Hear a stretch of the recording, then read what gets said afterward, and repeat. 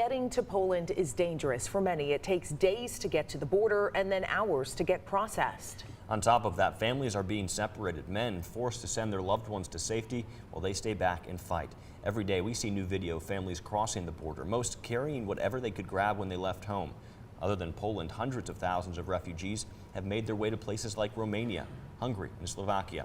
Texas Today's Barry Roy is live in studio this morning. And Barry, you got a chance to talk to a Central Texan who traveled to Warsaw, where a lot of these refugees are. What did he say it was like?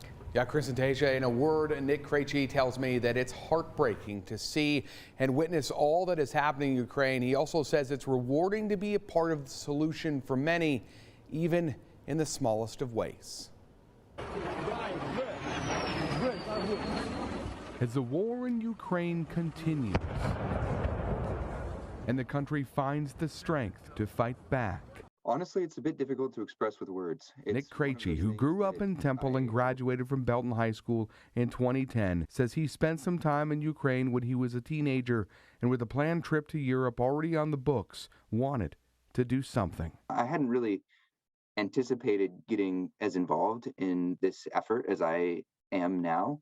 I had anticipated trying to bring some supplies that I had gathered before I left in hopes that they could avoid international shipping costs and get donated supplies here for the cost of a checked bag on an airplane, $40.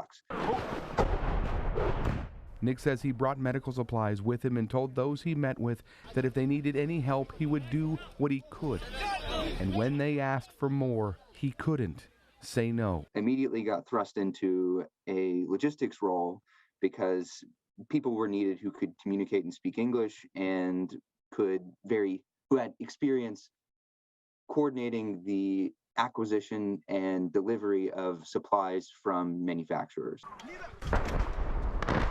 As the images of war and Russia's assault play out on televisions around the world, Nick says what he's seen crossing the border from Poland to Ukraine, that's been hard to watch. To see the faces of people as they said goodbye to their loved ones and had no idea if they would see them again. And then these women to have to sort of put their head down and press forward and to pick up their children and to carry their children across the border who are confused about why they're leaving their father behind is, it's unbelievably heart-wrenching. For all he's seen, Nick admits there is some anger in those moments. Yet he's in awe of the countrymen he's witnessed coming together under the worst of times.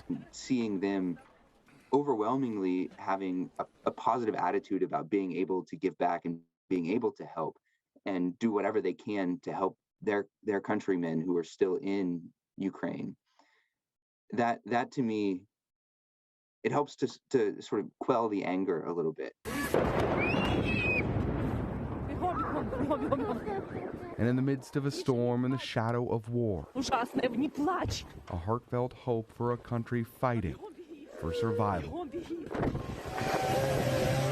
I think the best thing I can hope for is that these people will be restored to their families and their family units will be restored and they'll be able to go home, the places they call home, and rebuild the country that they've spent their lives living in.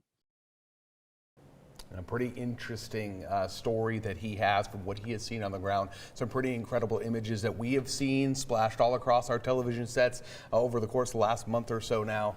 But it's all about helping the people. And that's one of the things he wants people to do here at home too, is help. He says whatever you can do, whether that's a monetary donation, if you speak a language that could be utilized to help communicate, he said offering those services are good too. Yeah, and in full disclosure, Nick is my brother-in-law, and he really has a servant's heart.